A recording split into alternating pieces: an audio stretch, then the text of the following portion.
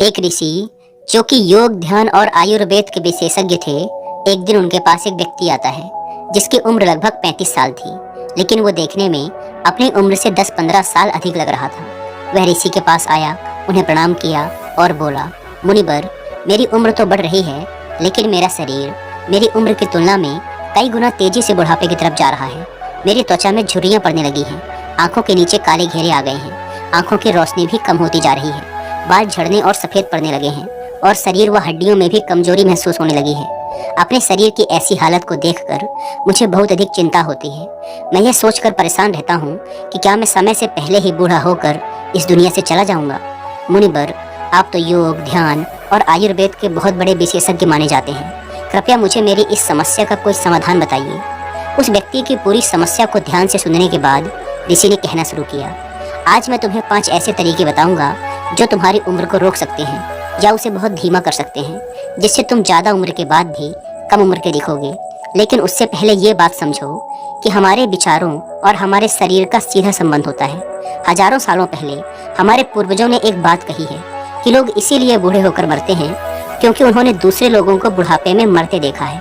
तो अगर हम अपने दिमाग से ये बात निकाल दें, ये मानना छोड़ दें कि एक निश्चित उम्र के बाद ये बीमारी हो जाती है, त्वचा में झुर्रियाँ आनी शुरू हो जाती हैं, अगर तुम ये सब देखना छोड़ दो तो तुम अपने शरीर को सबसे अलग कर पाओगे और सबसे अलग स्वास्थ्य भी हासिल कर पाओगे। असल में हमारी 99% बीमारियां हमारे बुढ़ापे की वजह से नहीं होती हैं। अगर तुम ध्यान से देखो तो पाओगे कि ज़्यादातर लोगों की मृत्यु सिर्फ इसलिए नहीं होती है कि उनकी एक निश्चित उम्र हो चुकी है और उनके शरीर ने काम करना बंद कर दिया है और उनकी मौत हो गई। ज़्यादातर मौक़ों पर लोगों की मृत्यु का कारण उनकी उम्र नहीं, बल्कि उनके शरीर के किसी आंतरिक अंग का काम न करना या फिर किसी बड़ी बीमारी का हो जाना होता है। संक्षिप्त में कहें तो उम्र और मृत्यु का कुछ खास गहरा संबंध नहीं होता है। आमतौर पर लोगों की धारणा है कि 30 की उम्र के बाद मोटापा बढ़ना, चेहरे की चमक खोना, त्वचा में झुर्रियां पड़ना, शरीर और हड्डियों का कमजोर होना एक आम बात है। यानी कि लोग मान लेते हैं कि उम्र बढ़ने के साथ उनके शरीर में ये सारी परेशानियां और कमियां आएंगी ही। लेकिन क्या तुम्हें पता है कि हर साल उम्र बढ़ने पर उसका हमारे शरीर पर असर सिर्फ 1% जितना ही होता है। यानी कि 99% हमारे शरीर को उम्र के साथ कोई लेना देना होता ही नहीं है।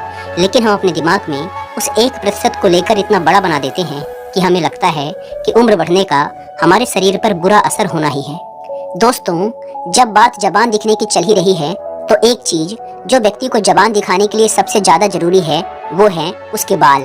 जब व्यक्ति के सिर पर काले घने बाल होते हैं तो वो वैसे भी अपनी रियल एज से 5-7 साल छोटा दिखने लगता है।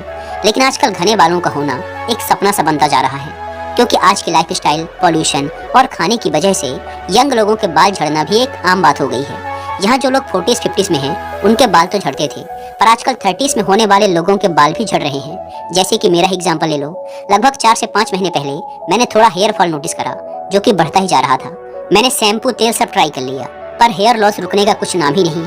तो मैंने सोचा सब ट्राई कर ही लिया है, अब कुछ उपाय नहीं बचा, ट्रांसप्लांट ही करवाना पड़ेगा। तब मेरे एक फ्रेंड ने मुझे ट्रायल सजेस्ट किया, क्योंकि उसने पहले ही ट्राया का हेयर फॉल ट्रीटमेंट ले रखा था। उसने मुझे उनके हेयर टेस्ट के बारे में बताया। मैंने जब वो हेयर टेस्ट ली तब मुझे पता चला कि मेरे हेयर लॉस जेनेटिक हैं। जब ज़्यादातर ब्रांड्स बिना आपकी हेयर प्रॉब्लम को समझे बस अपना प्रोडक्ट बेचने में लगे हुए हैं, तब ट्राया का अपना खुद का हेयर टेस्ट है, ये जानने के लिए कि आपके बालों को कितना डैमेज हुआ है, किस टाइप का डैमेज हुआ है और उसका क्या रीज़न है। उसके अकॉर्डिंग ट्राया के डॉक्टर्स आपको पर्सनल कस्टमाइज सॉल्यूशन देते हैं और ये हेयर टेस्ट पूरी तरह से ऑनलाइन और फ्री है। मैंने ये टेस्ट लेने के बाद उनका कस्टमाइज ट्रीटमेंट किट लिया। उस कस्टमाइज सॉल्यूशन में ट्राया एक नहीं बल्कि 3 साइंसेस, आयुर्वेदा, डर्मेटोलॉजी और न्यूट्रिशन पर फोकस करता है। इसी की वजह से मेरे दोस्त को काफ़ी अच्छे रिजल्ट मिले थे और जब मैंने ट्राई किया मैंने भी देखा कि मेरा हेयर लॉस काफ़ी कम हुआ है और थोड़ी थोड़ी बेबी हेयर ग्रोथ दिख रही है। और सिर्फ हम ही नहीं, ट्राया पर 2.5 लाख इंडियंस ने ट्रस्ट किया है और इनके 93% कस्टमर्स को रिजल्ट मिले हैं, जिसमें से कुछ जेनेटिक हेयर लॉस के भी केसेस थे। तो अगर आप भी स्टेज 1 to 4 में हैं तो अपने बालों को खत्म होने से बचा लो। आज ही ट्राया का ऐप डाउनलोड करके अपना फ्री हेयर टेस्ट लें, अपना 1 मंथ कस्टमाइज्ड किट खरीदें और 5 से 6 महीनों में रिजल्ट देखें।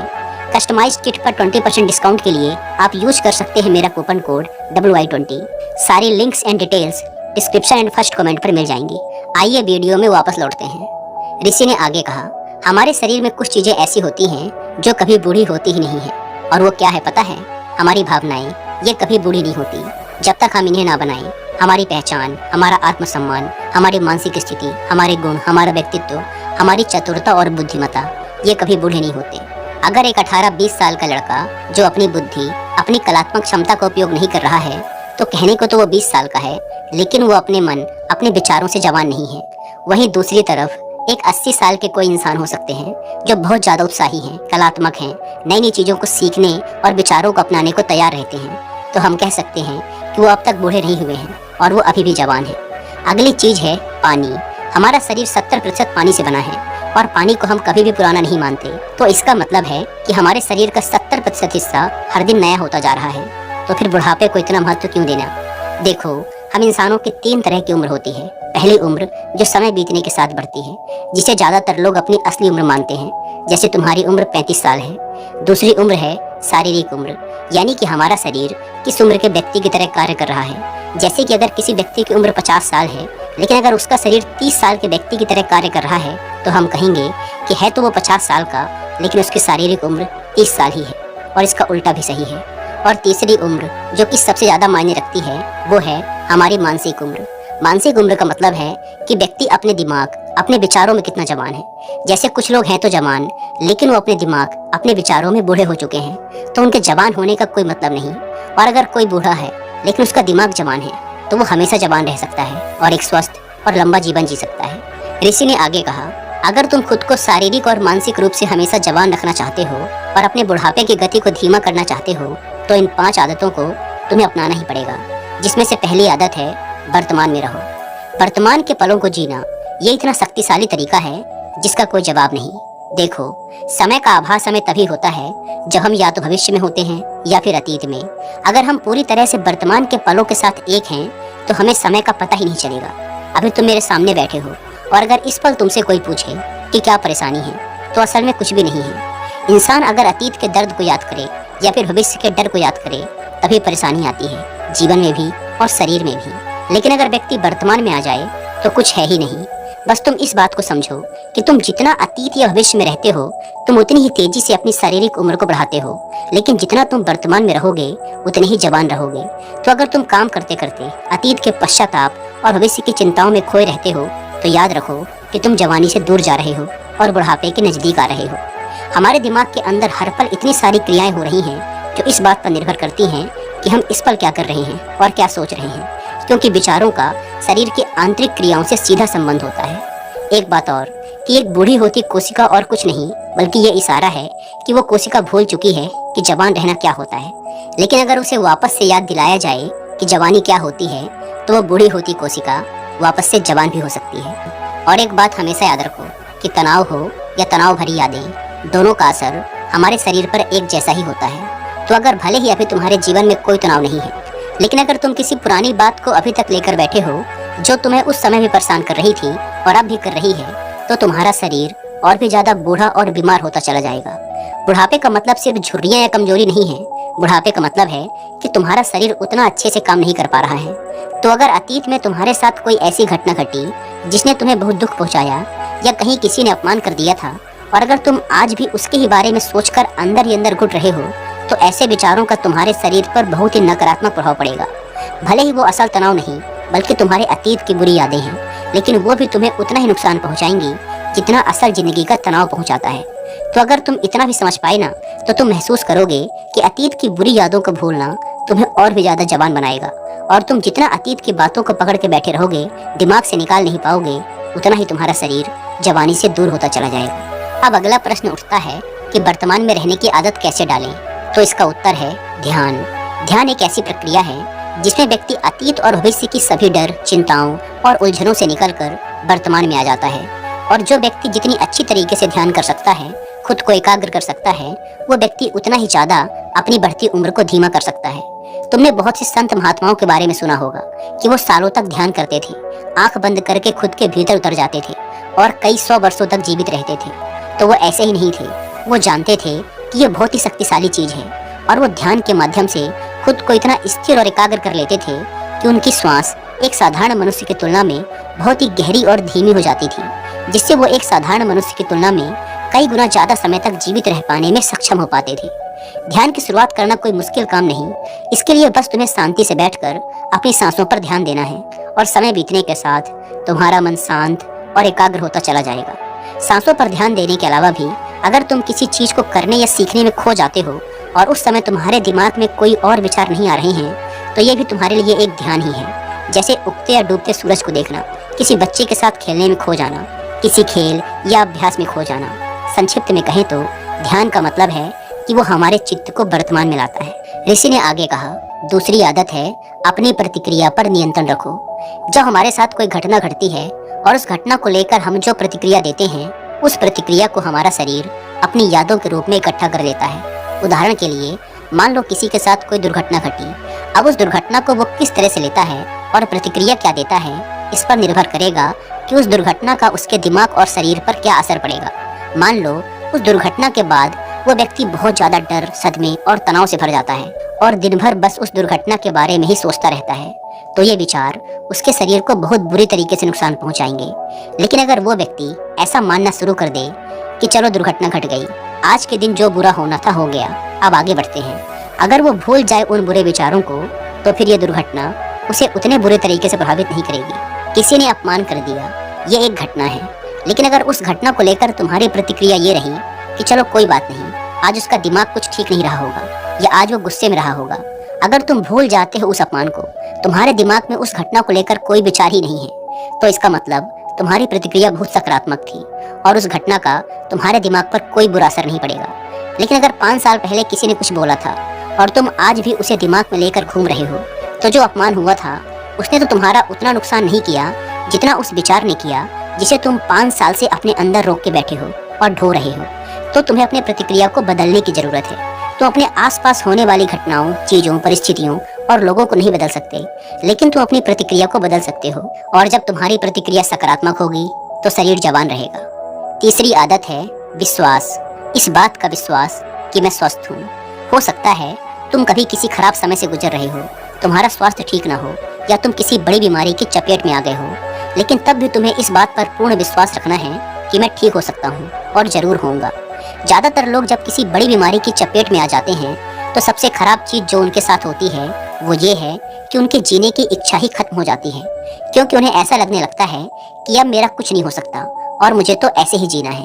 तो ऐसी स्थिति में विश्वास बहुत ही शक्तिशाली तरीके से काम करता है, क्योंकि किसी भी इंसान को अगर जिंदा रखना है ना, तो चाहे हम उसे कितनी भी अच्छी से अच्छी दवाई दे दें, कितना ही अच्छा उपचार करा लें, लेकिन वो नहीं बच पाएगा अगर उसके जीवन से ये शब्द चला गया, विश्वास। ये विश्वास कि मैं ठीक हो सकता हूँ और मुझे जीना है, जब तक ये नहीं होगा ना, तब तक उस इंसान को कोई भी दवा, कोई भी उपचार उतना मदद नहीं कर पाएगा। इसीलिए तुम चाहे किसी भी स्थिति में क्यों ना हो, तुम्हारा स्वास्थ्य आज जिस भी स्तर में है, विश्वास करना शुरू करो कि तुम ठीक हो सकते हो और जवान दिख सकते हो। इसी तरह से जल्दी बुढ़ापा और बीमारी आने का दूसरा कारण है जीवन में किसी लक्ष्य, किसी उद्देश्य का ना होना। तुमने देखा होगा कि जो लोग अपनी नौकरी, काम या व्यापार से छुट्टी लेकर या उन्हें अपने बच्चों को सौंपकर अपने बुढ़ापे का आनंद लेने के लिए घर में बैठ जाते हैं, वो अक्सर जल्दी बूढ़े होते हैं और किसी न किसी बीमारी का शिकार हो जाते हैं। ऐसा होता है जीवन में किसी भी उद्देश्य के ना होने के कारण, क्योंकि ऐसा इंसान कहीं ना कहीं अपने दिमाग को ये संदेश देगा कि अच्छा, मेरे जो उपयोगी दिन थे, काम करने वाले दिन थे, वो अब चले गए। तो जब वो इंसान अपने दिमाग में ये बात बैठा लेगा कि अब कोई उपयोगी दिन नहीं आने वाले, तो कहीं ना कहीं वो अंदर से अपनी मौत का इंतजार करने लगता है कि कब मौत आएगी और वो इस दुनिया को अलविदा कहेगा। तो तीसरी सीख ये है कि विश्वास रखो कि तुम स्वस्थ हो और अपने जीवन के अंतिम दिनों तक अपने लिए कोई ना कोई लक्ष्य बनाए रखो। फिर देखना तुम शरीर और मन दोनों से जवान रहोगे, क्योंकि हम अपनी मानसिक उम्र में बदलाव लाकर अपनी शारीरिक उम्र को बदल सकते हैं। चौथी आदत, समय और परिस्थिति के अनुसार बदलना सीखो। जो इंसान बहुत ज्यादा जिद्दी होता है, अंदर से भरा होता है कि जो मैं कह रहा हूँ बस वही सही है, जो बदलने के लिए तैयार नहीं होता और बस खुद को सही साबित करने में लगा रहता है, ऐसे इंसान की उम्र जरूरत से ज्यादा बढ़ सकती है, क्योंकि ऐसा इंसान समय के साथ बदलता नहीं है, जिससे वह अंदर से अशांत रहता है, तनाव में रहता है और उसका स्वभाव चिड़चिड़ा हो जाता है। कुछ लोग ऐसे होते हैं जो कि हर स्थिति में खुश रहते हैं, हर चीज में अपने लिए कुछ न कुछ अच्छा ढूंढ ही लेते हैं और उन्हें कुछ भी दे दो वो उसे पाकर खुश हो जाते हैं। लेकिन दूसरी तरफ कुछ ऐसे लोग होते हैं जिनके साथ कितना भी अच्छा से अच्छा हो जाए, वो उसमें भी कोई ना कोई कमी निकाल ही देते हैं। वो बिल्कुल अपनी पुरानी सोच के साथ जमे होते हैं, जबकि व्यक्ति को समय, परिस्थिति और सामने वाले इंसान के अनुसार खुद को बदल लेना चाहिए, क्योंकि हर परिस्थिति एक जैसी नहीं होती और ना ही हर इंसान एक जैसा होता है। इसीलिए व्यक्ति को पानी की तरह होना चाहिए। जैसे पानी को जिस भी बर्तन में डालो वो उसी का आकार ले लेता है, और जब व्यक्ति इतना लचीला होगा ना, तो उसकी उम्र अपने आप ही कम दिखेगी। पांचवी और आखिरी आदत, हर दिन पसीना बहाओ। हर दिन शारीरिक मेहनत करो, फिर चाहे वो व्यायाम के रूप में हो, योगासनों के रूप में, या फिर किसी शारीरिक मेहनत वाले काम के रूप में। क्योंकि जब हम किसी भी रूप में शारीरिक मेहनत करते हैं तो यह उम्र के साथ हमारी हड्डियों और मांसपेशियों में जो कमजोरी आती है उसकी गति को धीमा कर देता है। प्रकृति का एक नियम है कि हम जिस भी चीज का उपयोग नहीं करते वो धीरे धीरे कमजोर होकर खत्म हो जाती है। तो अगर हम बस पूरे दिन बैठे ही रहेंगे और शरीर का उपयोग नहीं करेंगे तो यह धीरे धीरे कमजोर होकर जल्द ही खत्म हो जाएगा। नियमित व्यायाम और संतुलित व पौष्टिक भोजन के सेवन से कोई भी व्यक्ति अपनी शारीरिक उम्र को 20 से 30 साल तक कम कर सकता है। यानी कि 50 साल का व्यक्ति भी 30 साल का लग सकता है। और एक आखिरी बात, हर दिन इसे महसूस करो और खुद से कहो कि मैं और भी ज्यादा जवान होता जा रहा हूँ और स्वस्थ होता जा रहा हूँ। रोज ऐसा कहने से तुम्हारी मानसिक उम्र कम होगी, और जब मानसिक उम्र कम होगी तो शारीरिक उम्र अपने आप कम होना शुरू हो जाएगी। अगर तुम इन 5 आदतों को अपनाओगे तो निश्चित रूप से तुम स्वस्थ रहोगे और अपनी उम्र से काफी जवान दिखोगे। इतना कहने के बाद ऋषि ने अपनी बात समाप्त की। उस व्यक्ति को समझ आ चुका था कि ऋषि उससे क्या कहना चाह रहे थे। उसने उनके सामने ही इन 5 आदतों को अपनाने का प्रण लिया और उनका धन्यवाद कर वहां से चला गया। दोस्तों, उम्मीद है कि आपको ये वीडियो पसंद आई होगी।